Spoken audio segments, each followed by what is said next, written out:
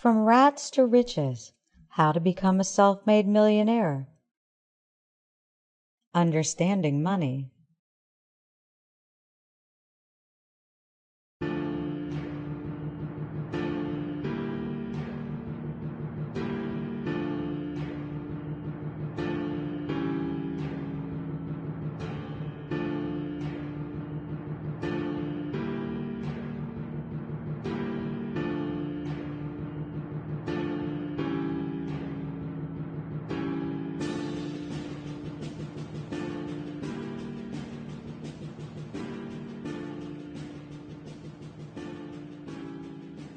Money is the root of all evil. This is one statement a lot of people tend to believe in, despite their efforts to obtain as much of it as possible. Most people who think that way find it very hard to make money without breaking the rules of kindness or without becoming evil in the process. I'm amazed at the amount of people who place money on a pedestal, treating it as for a magical being or a god. These people will do anything for money simply because they're convinced money can do everything for them. In reality, money is important, very important. The obtainment of money should be a priority to anyone who lives in today's world. If you have no money, you cannot survive, nor will you be really happy. Some people are happy without money. I've never met these people, but I'm sure there are some of them out there. This is not an economics book, nor is this book designed to teach you advanced forms of investments. But I do think if your main goal in life is to accumulate large amounts of money, you should be aware of what money really is. After all, how do you want to build a fortune without understanding the basics? Money is the blueprint of any economic activity. Back in the old days, people would exchange goods and services by using bartering. If you had a bag of wheat and the demand for wheat was high, you could exchange that bag of wheat for whatever it was you needed at the time, whether it's a cow, fish, or fruits.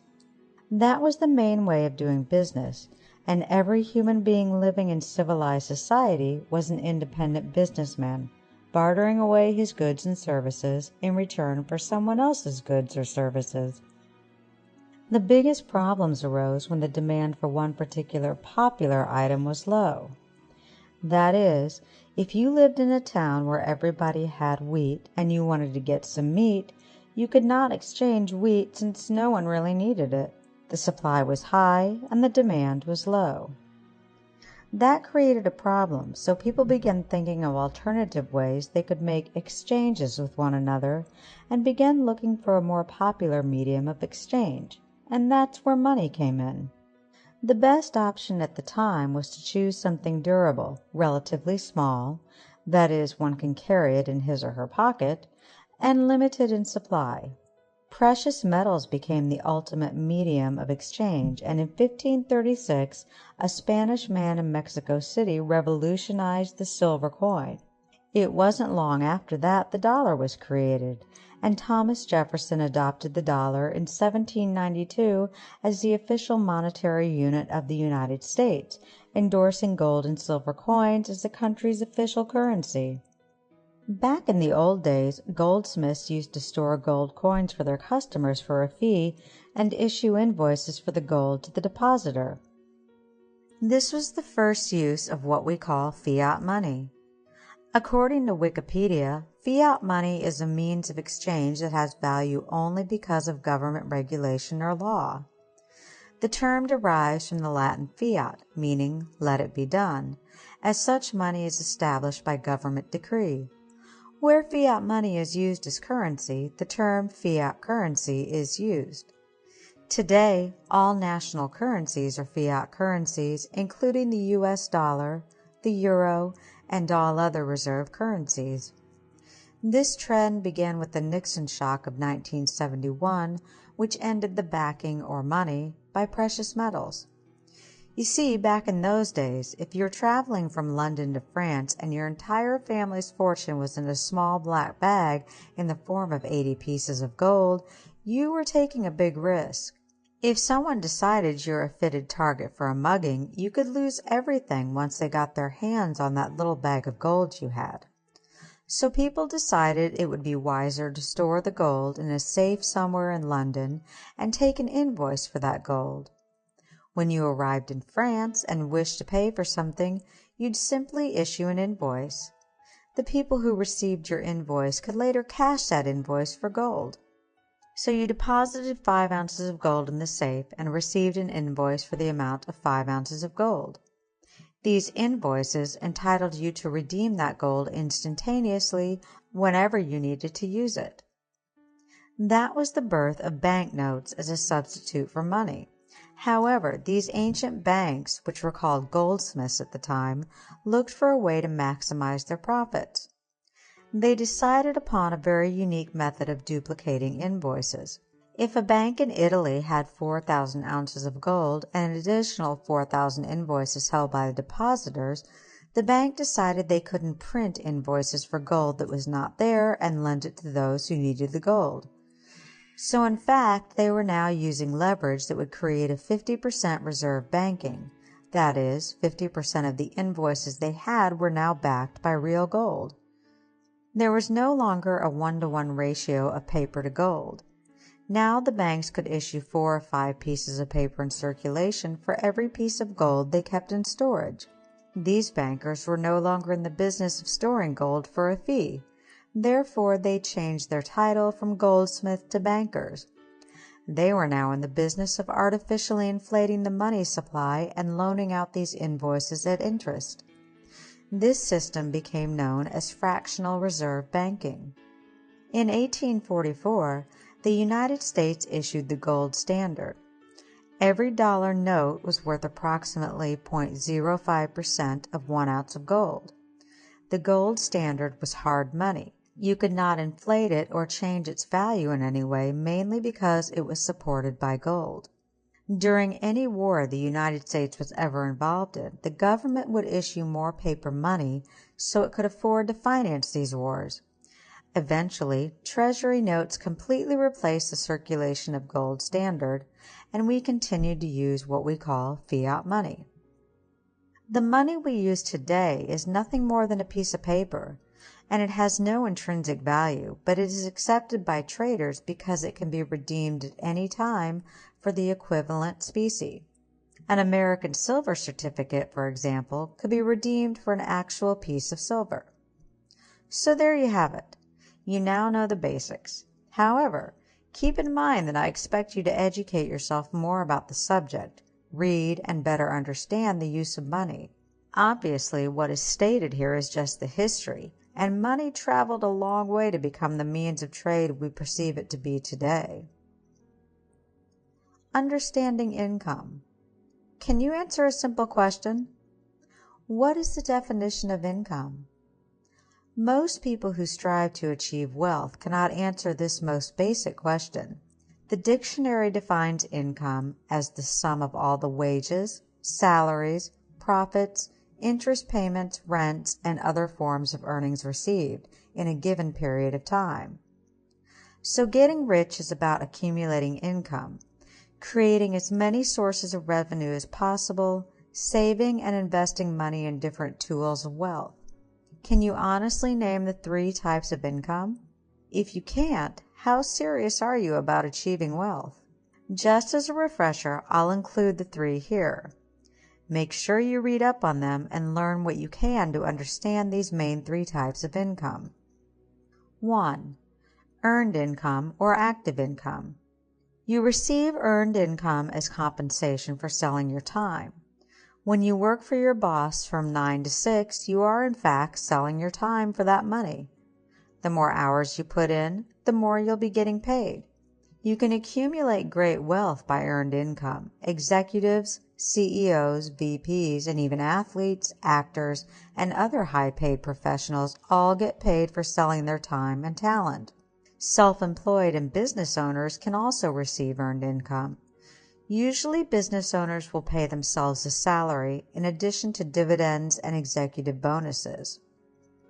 So when you receive earned income, you either work for someone else or you can work for yourself.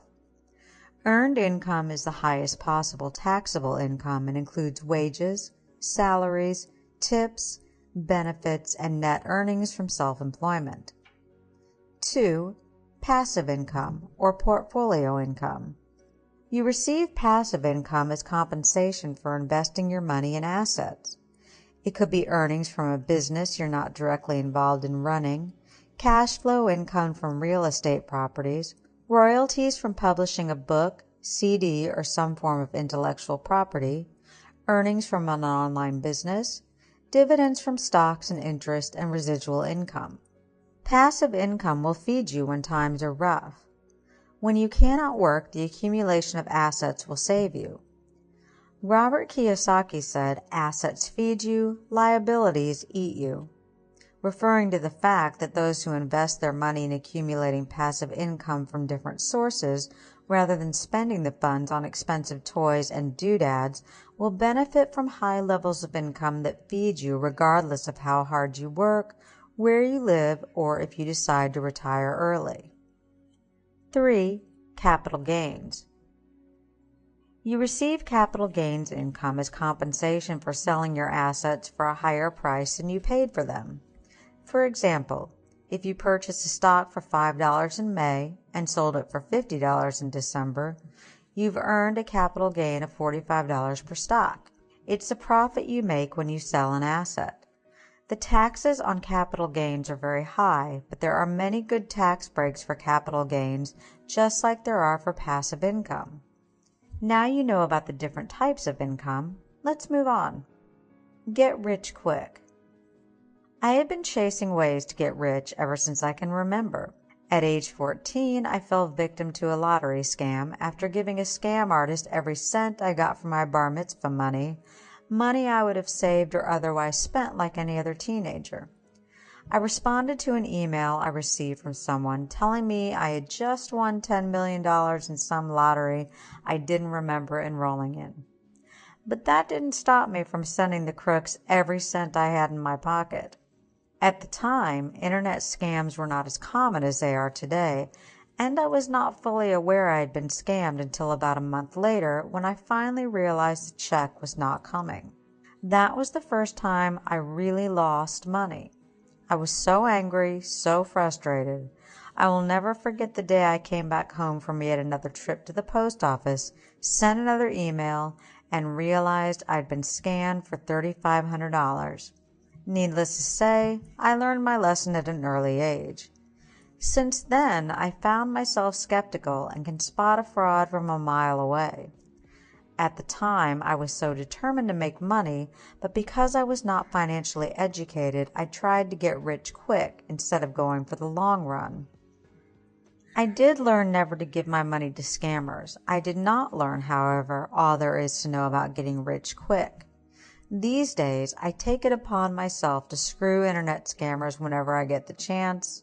I go out of my way to file a complaint to the local police whenever I receive an email that's trying to squeeze money out of unsuspecting victims, the majority of whom are trying to get rich quick. There are no shortcuts to anywhere worth going, and I believe when you try to get rich quick, you will end up going broke at least 99 times out of 100. Don't get me wrong, getting rich quick is definitely possible. However, if you're broke, the chances are that you're trying to get rich quick will keep you broke and may cause you to go even broker. It all depends on your definition of getting rich quick and your definition of the word rich. When I was a kid, I was sitting on a sidewalk in my neighborhood with my friend Ben. We had both just read Robert Kiyosaki's book, Rich Dad, Poor Dad, and were both greatly influenced by it.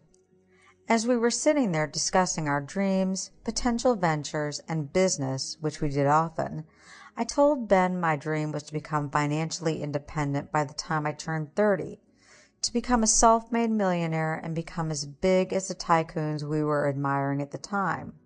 We would spend hours talking about our heroes, including Trump, Bill Gates, Warren Buffett, Sheldon Adelson, and other well-known business people. Ben responded in amazement, "That's it? Becoming financially independent by age 30 is too long to wait. I want to do it when I turn 20. Remember, we were both 12 or 13 at the time. I argued with him for a while, and then an older gentleman, probably around 40 or more, passed by with his wife, surprised to see two little boys sitting on the neighborhood bench discussing business. As he walked by, I asked him, "Excuse me, mister, how would you like becoming financially independent at age 50? Ben looked at me confused, but the look disappeared as the man answered, "Yeah, right, I wish," and carried on. I always remembered that day as the day I learned that 95% of people have no belief in their own abilities to achieve anything, let alone become wealthy. I spent countless hours researching the concept of getting rich and getting rich quick online. I read books, articles, news stories, and watched countless hours of YouTube videos about the subject. I spent the time researching and discovering for myself which ones are legitimate and which ones are fraudulent. Maybe you'll be surprised at my findings, and maybe you won't. I decided to invite my brother, who was going to business school at the time, and together we would call over 100 of the companies promoting get-rich-quick concepts. Since my brother was in business and had great business savvy, he was able to bomb the representatives with questions testing their legitimacy. How do I make my money in your company? How much do I need to invest? How does your business model work? Are there any qualified investors we can meet? Who profited from your business model? Most reps could not answer these simple questions. They could not properly explain their business model and avoided many of the questions. Some hung up the phone when we began asking difficult questions, and a small part kindly answered our questions. I discovered 99% of these corporations, websites, and businesses who promised get-rich-quick business models were either fraudulent or basically promised things they could not possibly deliver. However, there was another side to getting rich quick in the sense of obtaining a large amount of money in a short period of time. After I changed my focus from researching get-rich-quick schemes to get-rich-quick methods, the difference being that a get-rich-quick scheme is a particular product, while a method is a particular formula, I discovered many stories of people who made fortunes quickly, and I decided to further investigate. Trading. Unlike get-rich-quick schemes, you can get rich quickly by trading in different financial instruments, whether it's business, real estate, financial derivatives like options or futures, currency, capital, i.e. loans, gold, paper assets, etc. One can get rich quickly, that is, make a large amount of money in a day, a week, or a month, by trading his or her money in investments he or she is knowledgeable about. You can definitely get rich quick that way, but the risk is high, very high. In the world of investment, you need to ask yourself if you really want to get rich quick. This sounds like a weird question to ask, but if you trade a specific stock, real estate, property, or other investment tools, you're probably aware of the risks involved. Ask yourself if you want to risk your money by investing in something that may cause you to lose your investment.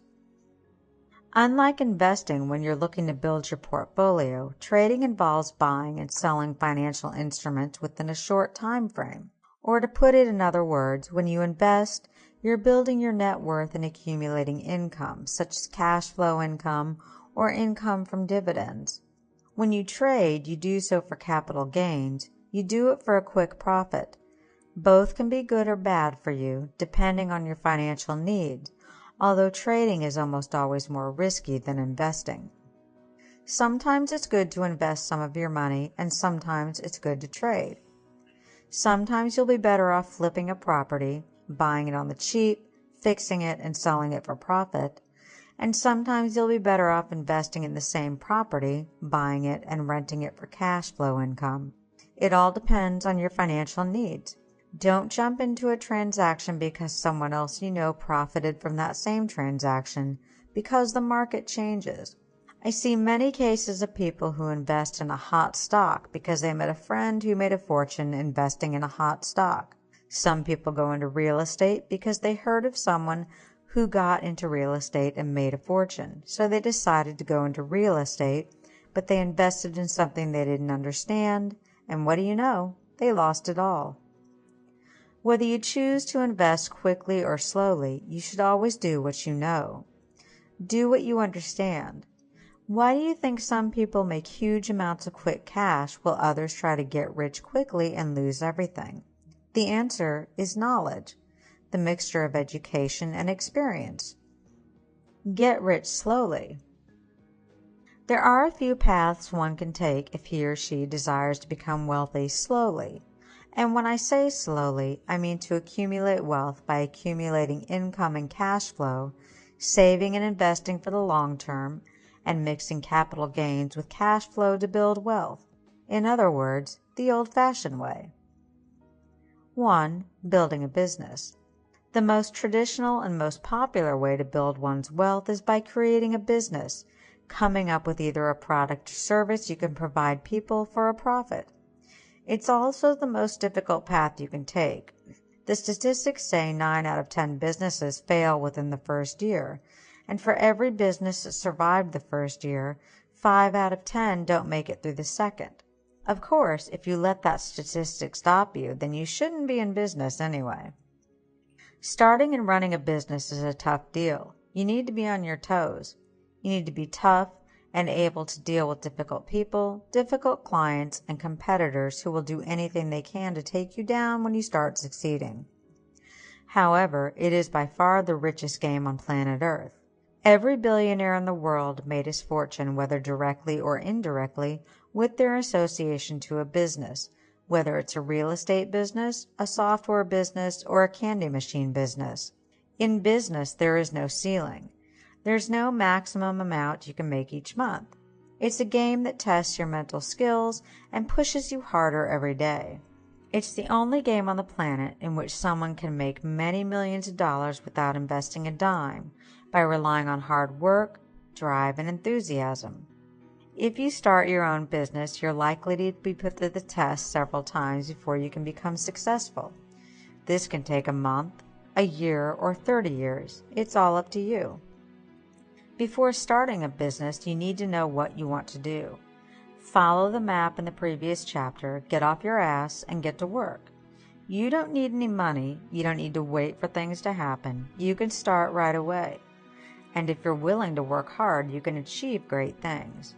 Business is also about thinking big.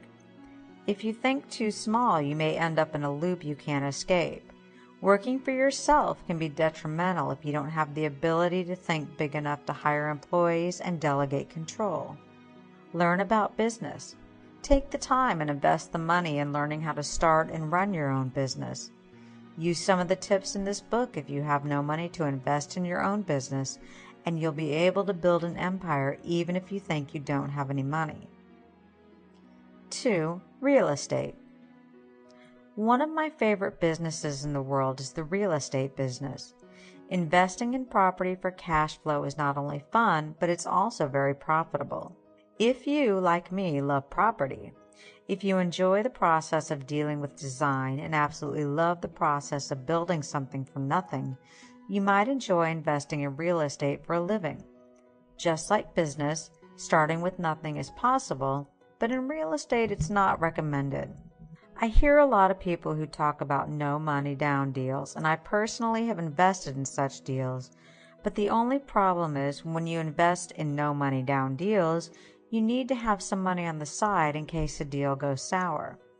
But who am I to tell you what to do? If you have no money and you want to go at it, go for it.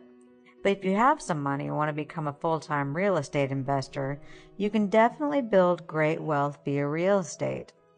In real estate, you can invest in cash flow, renting properties to tenants for the income, or you can speculate, flipping properties, buying cheaply and selling for a profit. The problem with flipping properties is that you don't have as much control, but they're both amazing ways to create revenue and build a high net worth. There are other ways of investing in real estate, such as tax liens and creative financing deals, but I won't go into that in this book. There are literally thousands of books on the topic of buying and investing in real estate for profit. I would recommend you read Real Estate Riches by Dolph DeRoos, probably one of the best books on the topic of investing in real estate for beginners. 3. Royalties. This is a wealth tool I feel personally attached to because that was the tool that helped me make my jump from poverty to prosperity. Creating a product and selling that product online is by far the best way to increase your income. You don't need any money to get started, you just need a niche. You need to be able to work hard and create a good, solid product that has some value to it. I'm in the entertainment business, and I read countless articles about young men and women who created a book, ebook, or other digital product and sold millions of copies, turning that person into a multimillionaire overnight. It's all over the news. More people became millionaires due to the power of the internet than ever before in history. With Amazon, eBay, and other selling channels, it's a lot cheaper to make large amounts of money by selling your products and promoting your brands. You hear of a movie director who created a full feature film with his iPhone. You read about a young man who became rich after blogging about parties and women, Tucker Max. You read and learn every day that more and more people create tremendous amounts of wealth by building a product for royalties. Keeping your money. When you start to make money, especially if you started off with nothing, you'll definitely be tempted to spend more money than you would otherwise spend. You stop paying attention to the cents and you think, oh, it's only $50 or it's only $15. Don't be a fool. Remember that you were once in a position where $15 could buy a few meals. Even after you make your first million, don't spend money irrationally because soon you'll be at risk of losing it all again. Donald Trump tells a story where a newspaper conducting the cheapest billionaires list had sent him a check for 25 cents to see if he would cash it. Sure enough, Mr. Trump deposited it. He knows the value of a dollar. If you want to keep your thousands, millions, or billions, you need to be able to keep your eye on the bottom line. I still keep track of every dollar that comes in and out of my bank account, and at every single moment, I know how much money I have and how much money is supposed to come into the account. That's not to say you need to be cheap, but you do need to be able to keep track of your hard-earned money and invest it wisely. There is no excuse for not keeping good track of your money. I always have an Excel file I maintain on a daily basis. That file includes my financial statements, income, expenses, assets, liabilities, etc. So watch your bottom line and keep your money. Remember that making money is easy. Keeping it, now that's the trick. Cheap versus frugal. When I was homeless, I learned a valuable lesson about frugality, and when I was rich, I learned a valuable lesson about being cheap. Most people fail to understand the difference, so I want to take the time and explain it. Someone who is cheap is someone who refuses to spend money. Someone who is frugal is someone who refuses to spend money that can be better spent somewhere else. Let me explain. If you're in a financial dump like I used to be, you're probably there because you are not frugal enough. Being frugal is being smart, knowing how not to overspend, and understanding how saving just a few dollars in the short run may save you thousands or even millions in the long run. For example, if you're a publisher like myself, you know that if you manage to save 20 cents for every book you sell, you will end up adding thousands of millions of dollars to your company's bottom line. When Barnes & Noble orders 10,000 copies of your book and sends them over to different locations, if you manage to convince your printer to give you a 20-cent discount off of every book, you'd save $2,000 just off your initial order. That's $2,000 you can invest in marketing, advertising, or even pay it to yourself as a bonus. That's $2,000 you'd have otherwise paid could be useful somewhere else. Frugality is being smart. On the other hand, a cheap person is someone who avoids spending any money at any cost, someone who chooses to keep the money to himself rather than spend or invest in his business, his children, his friends, charity, etc. While a frugal person would avoid overspending, a cheap person would avoid spending altogether. He'll file a lawsuit on his own to save money for an attorney. He will not give to charity, he will file his own taxes, and he will not help out a friend in need. I'm not telling you not to be cheap or to be frugal. I'm telling you to be smart with your money and give back. Give to charity. Give to those who will give it back, either to you or someone else. Don't give money to those who want to keep it to themselves. In other words, give your money to frugal people, not to cheap people. Take the time to read and educate yourself about the topic of managing money. So many people want to become rich but don't even bother to read about it. Read about cash flow management, taxations, investments, etc. Do what you can to become an expert on the topic of making, managing, and spending. See you on the next video. Usher Morgan, author of From Rats to Riches. Visit www.FromRatsToRiches.com to download a free copy of the ebook.